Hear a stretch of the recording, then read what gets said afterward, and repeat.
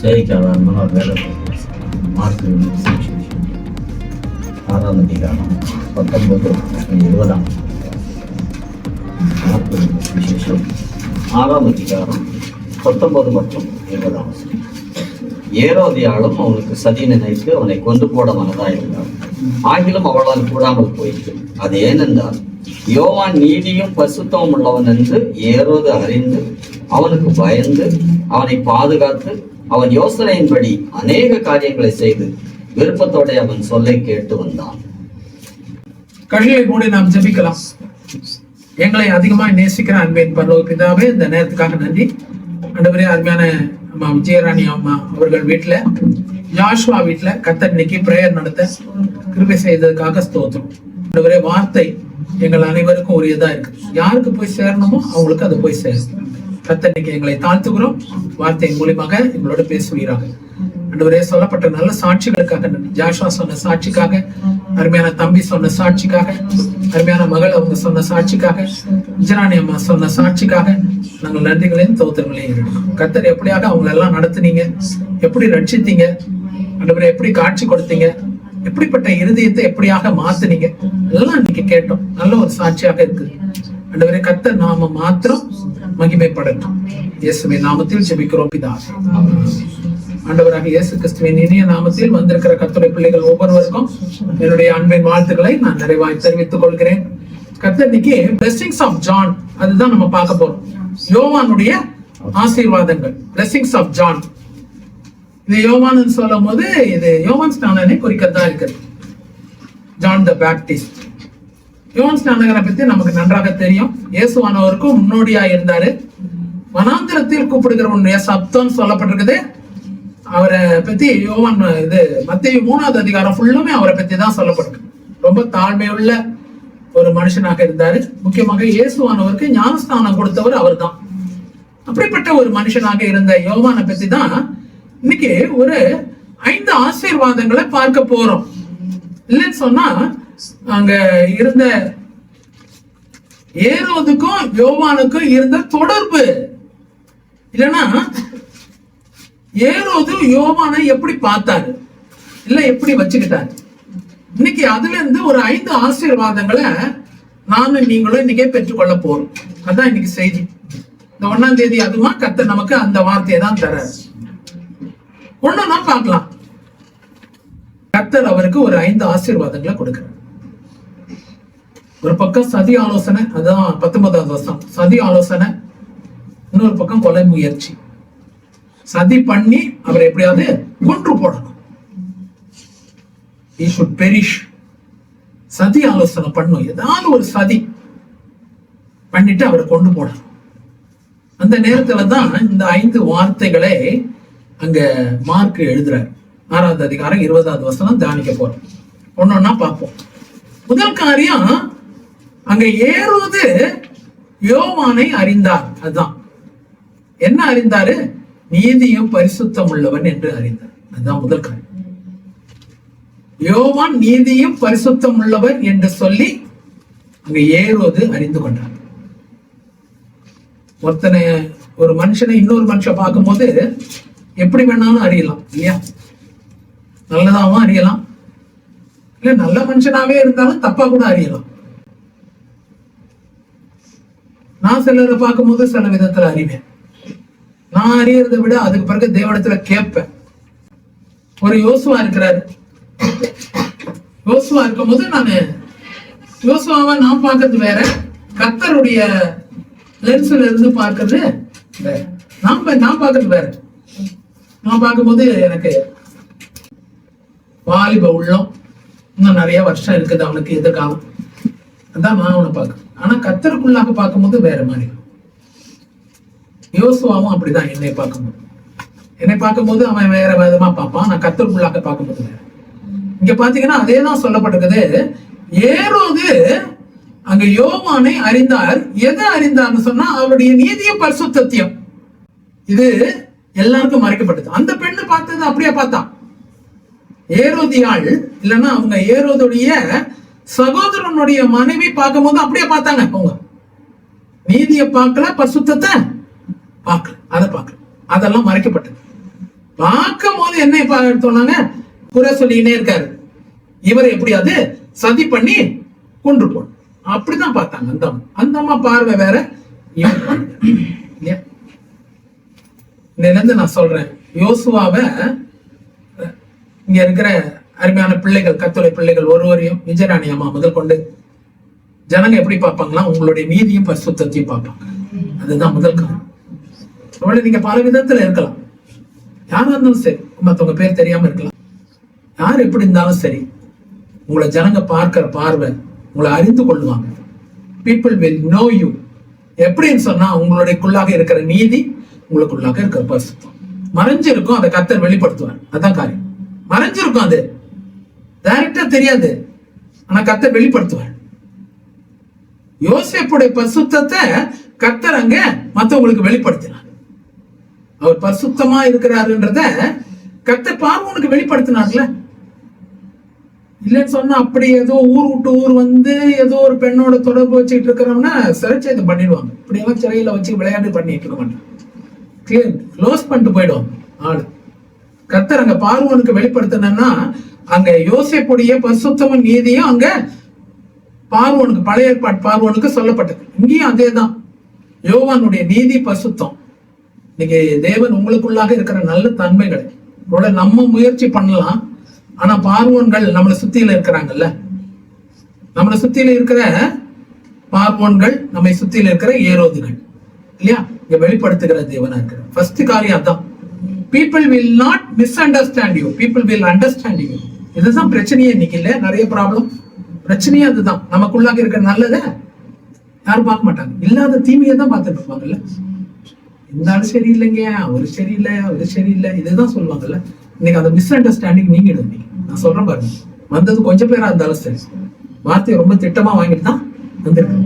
முதல் காரியம் என்னன்னா, உங்களுடைய நீதி, உங்களுடைய பரிசுத்தம். உங்களுக்குள்ளாக ஒரு பரிசுத்தம் இருக்குல்ல, கர்த்தர் நமக்குன்னு ஒண்ணு வச்சிருக்கோம். எல்லாருக்கும் ஒரே இது இருக்காது. நான் ஏதாவது சிலதுல வீக்கா இருப்பேன், நீங்க சிலதுல ஸ்ட்ராங்கா இருப்பீங்க. கேட்டீங்களா? எல்லாத்துக்குள்ளாகவும் கர்த்தர் ஒரு பரிசுத்தத்தை வச்சிருக்கிறார். அந்த பரிசுத்தம் மத்தவங்க அறிந்து கொள்வாங்க, அந்த நீதியை மத்தவங்க அறிந்து கொள்வாங்க. இதுதான் முதல் காரணம். மிஸ் அண்டர்ஸ்டாண்டிங் இன்வால்வ் இருக்காது, அது கிளியர் ஆயிடும். அது ஹஸ்பண்ட் அண்ட் ஒய்ஃபா இருக்கலாம், இல்ல அம்மா பிள்ளையா இருக்கலாம், இல்ல பாட்டி தாத்தா பேத்தியா இருக்கலாம், எப்படி வேணாலும் இருக்கலாம். அந்த மிஸ் அண்டர்ஸ்டாண்டிங் இருக்கு.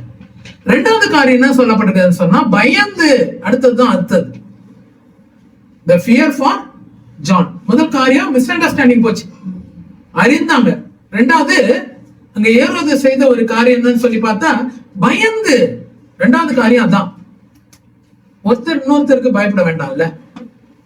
ஆனா பாத்தீங்கன்னா, யாரு பெருசு இதுல? யோவான் ஸ்நானகன் பெருசா, இல்ல ஏரோது பெருசா? ஏரோது ராஜாங்க, நல்லா புரிஞ்சுக்கணும். ராஜ வம்சம், அவன் எப்படி வேணாலும் வாழலாம், யாரோட வேணாலும் வாழலாம், யாரும் அவரை கேட்கறதுக்கு இல்லை. கொலைப்பழி மேலேயே இருக்குது, எப்ப வேணாலும் அந்த பெண்ணு அவரை கொண்டு போடலாம். ஆனா இங்க பாத்தீங்கன்னா, இங்க ஏரோது அவருக்கு பயப்படுற அப்படியான ஒரு சூழல். நான் ரெண்டாவது பாயிண்ட் சொல்றது என்ன சொன்னா, முதல்ல உங்களோட நீதி பரிசுத்தத்தை ஜனங்க புரிஞ்சுப்பாங்க. ரெண்டாவது காரியம் என்னன்னு சொன்னா, உங்களுக்கு பயப்படுவாங்க. இது ரொம்ப ஒரு விசித்திரமான காரியம். நமக்கு பயப்படணும்னு சொல்லி ஒண்ணு இல்லை இல்லையா, நமக்கு பயப்படணும்னு ஒண்ணு இல்லை, நம்மளை குறித்து பயப்படுவாங்க சில பேர். ஆமா, உங்களுக்கு விரோதமா ஆபீஸ்ல இருக்கிறவங்க, குடும்பத்துல இருக்கிறவங்க, யாரையும் மிரட்டுறது இல்லை, ஆனா வசனம் அப்படிதான் சொல்றது. ஏன்னா நீதி பரிசுத்தம் இருக்குல்ல, நீதி பரிசுத்தம் இருக்கும் போது எப்போதுமே நம்ம குறித்து இருக்கிற ஒரு பயம் ஜனங்களுக்கு உண்டு. வானத்தின் கீழ் எங்கும் உள்ள ஜனங்கள் உங்களாலே திகிலும் பயமும் அடையும்படி செய்ய இன்றைக்கு நான் தொடங்குவேன். அவர்கள் உன் கீர்த்தியை கேட்டு நடுங்கி உன் நிமித்தம் வேதனைப்படுவார்கள். உபாகமா 2:25 அதான் சொல்லுது. வானத்தின் கீழ் எங்கும் உள்ள ஜனங்கள் நம்மாலே திகிலும் பயமும் அடையும்படி செய்ய கர்த்தர் துவங்கும். கர்த்தருடைய நாமம் உனக்கு தரிக்கப்பட்டது என்று சொல்லி பூமியின் ஜனங்கள் எல்லாரும் உன்னை கண்டு பயப்படுவார்கள். உபாகமம் 28வது அதிகாரம் 10வது வசனம் தான் சொல்லுது. நமக்கு ஜனங்க பயப்படுவாங்கன்னா அப்படியே நடுங்கின்னு இருக்கிறது இல்ல. நான் சொல்றது என்னன்னா, மரியாதை கொடுப்பாங்க, அதுதான் அர்த்தம். இங்க இருக்கிற எல்லாரையும் குறித்து ஒரு மரியாதை இருக்கும். இது வரைக்கும் மரியாதை இல்லாம இருந்திருக்கலாம். நம்ம விஜயராணி அம்மா தானே, நம்ம ஜாஷுவா தானே, அப்படி சொல்லியிருக்கலாம். ஆனா இப்போ அப்படி கிடையாது. ஏரோத கர்த்தர் அங்க யோவானுக்கு பயப்படும்படியாக.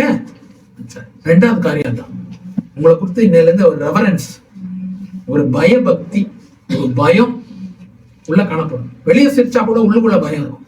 அதான் ரெண்டாவது காரியம் அதான். நம்ம போய் மிரட்டுறது கிடையாது. யோவானா போய் மிரட்டினாருங்க. ஆனா அங்க பாத்தீங்கன்னா அதான் நடக்கும். இன்னையில இருந்து நடக்கும் பாருங்களேன் உங்க வாழ்க்கையில. வசனம் போய்த்து போகாதுங்க. ஒரு வசனம் எனக்கு சொல்லி அனுப்புனாருன்னா இதோ நான் பெரிய கிரேட்ன்றதுக்காக இல்ல, டேவிட் ஜெயக்குமார் ஒண்ணும் கிடையாது. ஆனா சொல்ற வசனம் ரொம்ப கிரேட். அதுதான் வசனம் நிறைவேறும் கண்டிப்பா. ரெண்டாவது காரியம் என்னன்னா உன்னை கண்டு பயப்படுவாங்க. உன்னை கண்டு பயப்படுவாங்க நான் சொல்றேன். மூன்றாவது காரியம் பயப்படுறது மாத்திரம் இல்ல, அவனை பாதுகாத்து. அவனை பாதுகாத்து. ஆமா, கர்த்தர் உங்களை இந்த மாசத்துல பாதுகாப்பார். மூணாவது காரியம் லார்ட்ஸ் ப்ரொடெக்ஷன். மூன்றாவது காரியம் வந்து அதான் பாதுகாக்கிற ஒரு தேவனா இருப்பார். நீங்க பல காரியங்களை குறித்து பயந்து நிற்கலாம். இந்த வியாதி வந்துச்சுன்னா என்ன பண்றது, இந்த பில்லி சோனியா என்ன தாக்குச்சுன்னா என்ன பண்றது, இப்படிப்பட்ட ஒரு விபத்து வந்துச்சுன்னா என்ன செய்யறது, இந்த மனுஷர்கள் எனக்கு விரோதமா வந்துட்டாங்கன்னா என்ன செய்யறது, நான் எப்படி இதுல இருந்து தப்பிப்பேன், என்கிட்ட காசு இல்லை, பணம் இல்லை, சூழ்நிலை ரொம்ப மோசமா இருக்கு, எப்படி இந்த ஊழியத்தை நிறைவேற்றுவேன், எனக்கு என்ன நடக்கும், என் குடும்பத்துக்கு என்ன நடக்கும், பிள்ளைங்களுக்கு எப்படி ஃபீஸ் கட்டுவேன், பல சூழ்நிலைகள் இல்ல. கர்த்தர் இன்னைக்கு பாதுகாக்கிற ஒரு தேவனா இருக்கிறார். கர்த்தர் உங்களை பாதுகாப்பார். The Lord will protect you. கர்த்தராகிய நான் அதை காப்பாற்றி அடிக்கடி அதற்கு தண்ணீர் பாய்ச்சி ஒருவரும் அதை சேதப்படுத்தாதபடிக்கு இரவு பகலும் நான் அதை காத்துக் கொள்வேன். ஏசாயா 27வது அதிகாரம் 3வது வசனம். கர்த்தர் உன்னை எல்லா தீங்குக்கும் விலக்கி காப்பார், அவர் உன் ஆத்துமாவை காப்பார். சங்கீதம் 121 கடைசி 2 வசனம். எதுக்கு சொல்றேன்னு சொன்னா கர்த்தர் உங்களை பாதுகாக்கிற தேவனா இருக்கிறார். நான் அதற்கு சுற்றி அக்கினி மதிலாய் இருந்து அது நடுவிலே மகிமையா இருப்பேன். சகரியா 2வது அதிகாரம் 5வது வசனம். இதெல்லாம் எது சொல்லுதுன்னு சொன்னா கர்த்தர் கொடுக்கிற பாதுகாப்பு. இந்த மாசம் ப்ரொடெக்டட் மந்தா இருக்கும். பயப்பட வேண்டிய பயம். கர்த்தர் உங்களுக்கு பயப்படும்படியாக வைப்பாரு, ரெவரன்ஸ் கொடுக்க வைப்பாரு. அடுத்தது அது மாத்திரம் இல்ல, கர்த்தர் உங்களை பாதுகாக்கிற தேவனா இருப்பாரு. இந்த சிறியரில் ஒருவரையும் அற்பமா எண்ணாதபடிக்கு எச்சரிக்கையா இருங்க, ஏனெனில் அவர்களுக்குரிய தேவதூதர்கள் உங்கள் பிதாவின் சன்னிதானத்தை தரிசிக்கிறார். மத்தேயு 10வது அதிகாரம் 18வது வசனம். அதான் சொல்லுது. எதுக்காக சொல்றேன்னு சொன்னா கர்த்தர் உங்களை பாதுகாப்பார் இந்த மாசம் ஃபுல்லும். நம்ம 1ஆம் தேதியே வாக்குத்தத்தம் வருது நமக்கு நேரம்.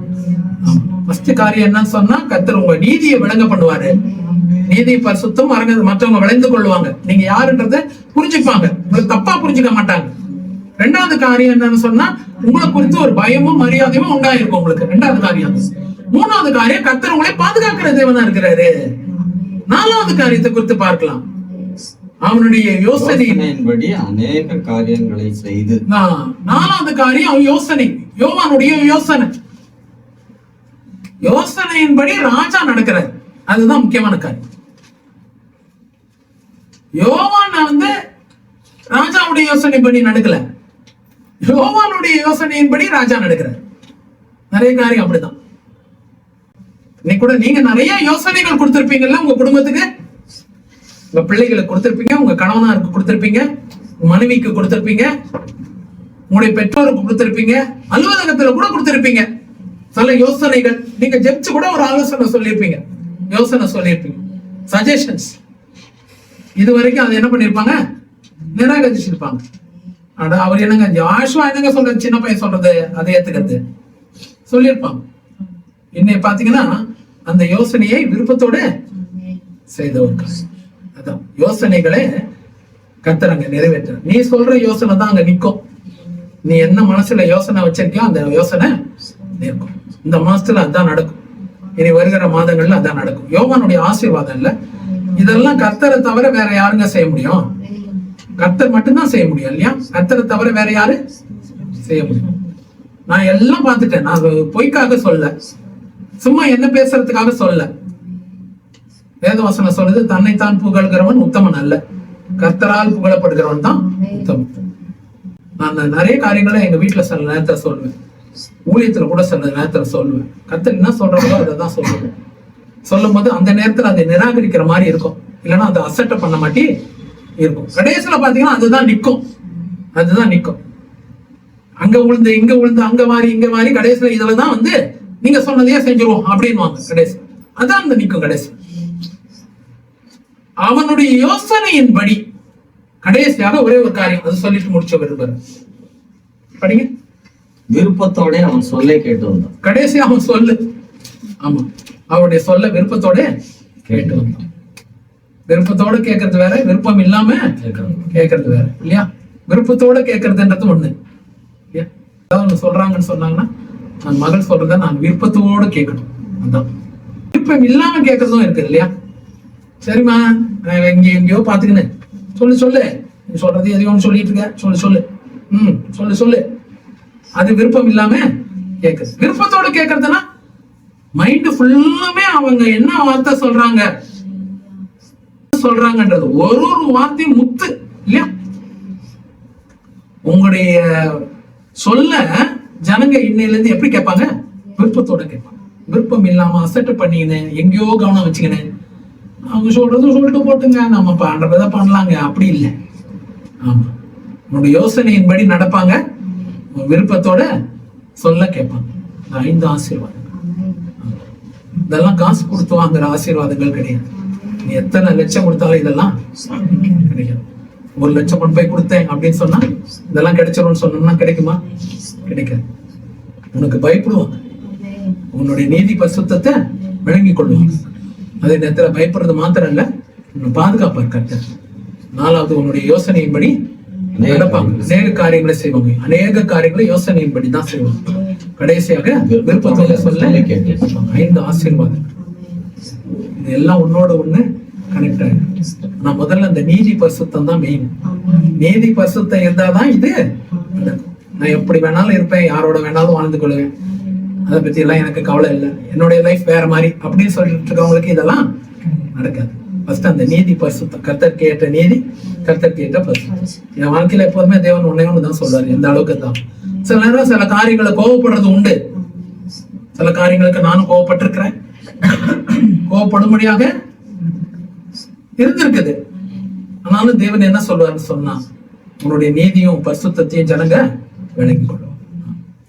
இத்தனை வருஷம் 57 வயசுங்க எனக்கு, 57 எனக்கு 57 வயசு வரைக்கும் என்னுடைய நீதியும் பரிசுத்தத்தையும் காத்துக்கொள்றதுக்கு கர்த்தர் கிருபை வைத்திருக்கிறேன். இல்லைன்னா மேடை ஏறி நிற்க மாட்டேன், இல்லைன்னா இங்க நிற்க விட மாட்டேன். எப்படி வேணாலும் வரலாம், யாரோட எப்படி வேணாலும் இருந்துக்கலாம் அப்படின்னு சொன்னோம்னா இங்க ஸ்டேஜ்ல வந்து நிற்க கூடாது. கடலை மூடி ஜெபிக்கணும். தேவனே நேரத்துக்காக 5 ஆசீர்வாதங்களை பார்த்தேன்.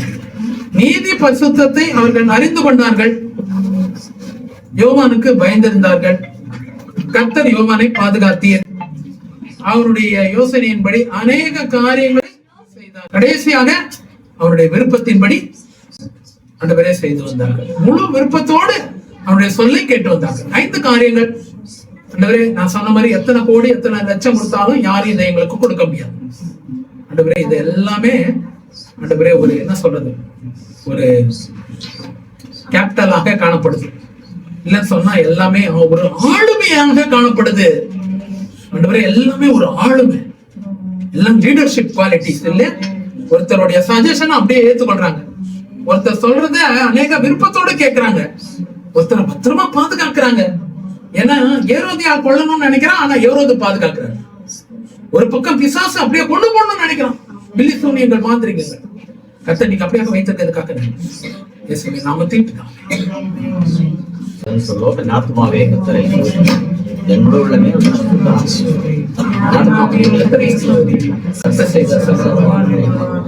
ஆமென். ஹல்லேலூயா. 5 காரியங்கள் நடக்கும் உங்க வாழ்க்கையில.